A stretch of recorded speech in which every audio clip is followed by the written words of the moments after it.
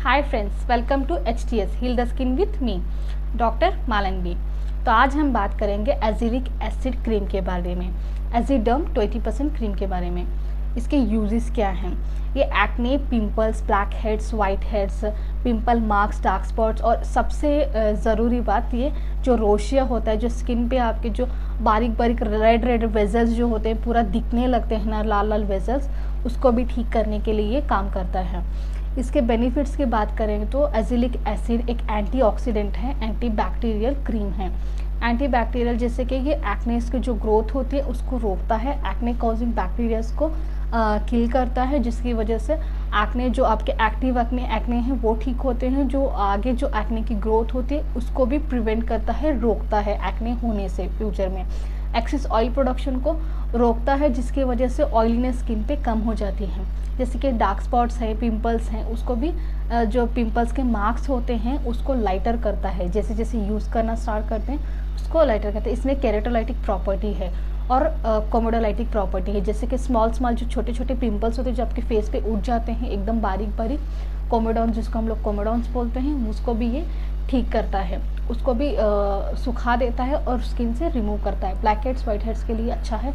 Pores होते हैं, open pores के लिए भी अच्छा है, पोर्स को भी कम करता है, पोर्स का जो साइज़ होता है उसको मिनिमाइज़ करता है। स्किन पे जो आपका अनइवन स्किन टोन है, अनइवन स्किन टेक्सचर है, उसको ठीक करता है। जो स्किन टोन है उसको इवन आउट करता है। जो स्किन एकदम डार्क कुछ भी वजह से, सन डैमेज की वजह से, अदर कंडीशन की वजह से, मेडिसिन से, हार्मोनल इम्बैलेंस की वजह से किसी का स्किन कलर भी चेंज होता है, डार्क होता है, तो उसको लाइटर कर देता है। स्किन का जो कॉम्प्लेक्शन है वो इम्प्रूव हो जाता है एजिलिक एसिड क्रीम्स को यूज़ करने के टाइम पे। आपको एजिलिक एसिड कंटेंट के आपको बहुत सारे ब्रांड्स मिलेंगे। मैं अभी आपको एजिडर्म के बारे में बता रही हूँ। इसके आपको कितना दिन तक आपको यूज़ करना है, इसको कैसे यूज़ करना है स्किन पे इम्प्रूवमेंट के लिए। तो आपको इसको स्टार्टिंग में दिन में एक टाइम लगाना है। पहले आप उसको रात में एक टाइम लगाएं फेस पे। स्टार्टिंग में एक टाइम लगाएं क्योंकि सेंसिटिव स्किन होता है। और जब भी कोई भी क्रीम आप मेडिकेटेड लगाते हैं एक बार पैच टेस्ट ज़रूर करें, कहीं एक जगह पे स्किन पे लगा के उसको 15 से 1-2 घंटा 2 आवर्स तक आप उसको रख के एक बार पैच टेस्ट करके ज़रूर देखें, फिर ही कोई क्रीम्स आप अपने फेस पे अप्लाई करें। अब जैसे आप एजिडर्म क्रीम को आप फेस पे अप्लाई कर रहे हैं, पहले एक टाइम अप्लाई करना है, नाइट टाइम पहले अच्छे से नॉर्मल पानी से फेस को वॉश करना है। उसके बाद आपको एक नॉर्मल लेयर में लेके पूरे जहाँ पे पिंपल्स हैं, एक्टिव पिंपल्स हैं, मार्क्स हैं, डार्क स्पॉट्स हैं, पोर्स हैं, सब पे आपको अच्छे से एक नॉर्मल थिन लेयर अप्लाई करना है। उसके बाद आपको क्या करना है, जैसे 1 वीक 2 वीक्स देखना है, आपको स्किन पे सूट होता है तो आप इसको दिन में 2 बार लगाना स्टार्ट करें। लेकिन जब भी आप इसको लगाएं उस टाइम पे नाइट टाइम और इवनिंग टाइम में लगाएं, ऐसा करके लगाएं। और ये क्रीम को आप नाइट में एक टाइम अप्लाई करें, मॉर्निंग नॉर्मल पानी से आप फेस को वॉश करें। इम्प्रूवमेंट के लिए आपको इसको 3 से 4 महीना फेस पे अच्छे से लगाना है, फिर ही आपको अच्छे से इम्प्रूवमेंट्स मिलेंगे, स्किन पे रिजल्ट्स अच्छे देखने मिलेंगे। इसके साइड इफ़ेक्ट्स की बात करें तो इसमें साइड इफ़ेक्ट जैसे कि स्किन इरिटेशन होता है, थोड़ा सा ड्राइनेस होता है, इचिंग होता है, वहाँ पे सूजन, खुजली, ऐसे इरिटेशन किसी किसी को होते हैं, सबको ये इरिटेशन नहीं होता है। अगर आपको इस इरिटेशन से भी बचना है, एलर्जी से बचना है, तो एक अच्छा सा मॉइस्चराइज़र फेस पे अप्लाई करें। उसके एक 2 या 3 मिनट के बाद आपको एजिलिक एसिड क्रीम से एजिडर्म क्रीम आपको फेस पे लगाना है। आपको इसके टाइम पे आपको प्रिकॉशंस क्या लेने हैं, तो जब भी आप इसको अप्लाई करते हैं तो एकदम सन एक्सपोजर नहीं होना है, धूप में आपको बाहर नहीं जाना है सन रेज में डायरेक्टली। आपको अगर ये क्रीम्स लगाने के टाइम पे, मेडिकेटेड क्रीम लगाने के टाइम पे आपको जब भी घर से बाहर निकल आना है, हैट्स, अम्ब्रेला, फिर स्कार्फ अगर आपको फेस पे यूज़ करना है। सनस्क्रीन लगाना है अच्छा वाला, SPF 50 वाला, और सनस्क्रीन को 2 आवर्स के बाद एक बार आपको रीअप्लाई करना है, रिपीट करना है, लगाना है फेस पे।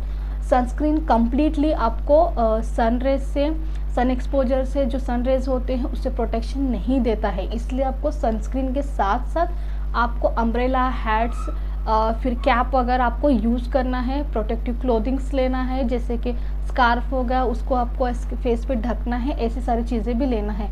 ऐसा नहीं कि सनस्क्रीन लगाया तो हम सन एक्सपोजर हो रहे हैं तो हम लोगों को कुछ साइड इफ़ेक्ट नहीं होगा, ऐसा नहीं होता है। सन एक्सपोजर सनस्क्रीन लगाने के बाद भी आपको सन टैन वगैरह हो सकते हैं, तो आपको आपके स्किन को कपड़ा, हैट से सबसे भी बचाना होगा।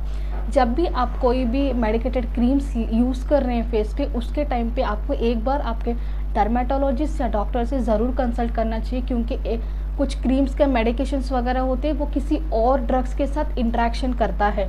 जैसे आप एजिलिक एसिड यूज़ कर रहे हैं उस टाइम पे आपको आइसोटेट्राइन ऐसे टैबलेट्स होते हैं, उसको आपको नहीं खाना है, जो स्किन को और सुखाते हैं। तो ऐसे इंटरेक्शंस होते हैं। ऐसे ये क्रीम को यूज़ करने के पहले आप एक बार डॉक्टर से ज़रूर कंसल्ट करें, वो आपको बताएंगे किन चीज़ों से आपको दूर रहना है, कौन सी मेडिसिन से आपको दूर रहना है। कुछ मेडिसिन कोई लोग खाते रहते हैं कि कुछ मेडिसिन उनका स्टार्ट रहता है, तो वो मेडिसिन क्या ले रहे हैं वो जाके एक बार डॉक्टर से बात करके फिर ही आपको क्रीम को आपके फेस पे लगाना चाहिए। जब भी आप एक्ने ये सब ट्रीटमेंट के लिए यूज़ कर रहे हैं, उसके साथ साथ आपको डाइट भी आपका अच्छा रखना है, हेल्दी डाइट रखना है। आपको oily foods, spicy oily foods, फिर ये जंक फूड सब अवॉइड करना है। दिन में अच्छे से बॉडी को हाइड्रेशन के लिए जो इम्प्योरिटीज़ होते हैं उसको रिमूव करने के लिए आपको बॉडी से आपको 3 से 4 लीटर पानी पीना है डेली। और आपको अच्छा सनस्क्रीन लगाना है, अच्छा सा गुड मॉइस्चराइज़र लगाना है फेस पे, और सनस्क्रीन ज़रूर से ज़रूर लगाएं। डेली स्क्रब्स, एक्सफोलिएट्स ये सब ना करें, वीकली वंस ही करें। और हार्श प्रोडक्ट्स होते हैं, सोप्स, ज़्यादा पीएच के ऐसे सोप्स वगैरह ना यूज़ करें। एक माइल्ड क्लींजर यूज़ करें, जब भी आप कोई क्रीम्स मेडिकेटेड लगा रहे हैं वो क्लींजर से ही वॉश करें फेस को। अगर पिंपल्स वगैरह हो रहे, टावल, आपका जो टावल यूज़ करते हैं, आप जो भी चीज़ें यूज़ करते हैं आपकी पर्सनल, वो एक दूसरे के साथ शेयर ना करें। अगर डैंड्रफ वगैरह है तो उसका भी आप ट्रीटमेंट लें, क्योंकि कभी कभी डैंड्रफ का कॉज की वजह से भी पिंपल्स होते रहते हैं। आप टॉपिकल क्रीम्स लगाते हैं, उसका रिजल्ट आपको नहीं मिलता है, तो इसलिए आप उसको डैंड्रफ वगैरह तो पहले उसको ठीक करें, फिर आपका एक्ने धीरे धीरे करके ठीक होगा। डाइट भी अच्छा रखें। अगर कोई भी मेडिकेटेड क्रीम, अगर आपको किसी इन्फॉर्मेशन के बारे में कोई इन्फॉर्मेशन चाहिए आपको मेडिकल रिलेटेड, स्किन रिलेटेड, तो आप मुझे कमेंट करें, मैं आपको उसके बारे में नेक्स्ट वीडियो में ज़रूर बताऊँगी। Thank you for watching HTS।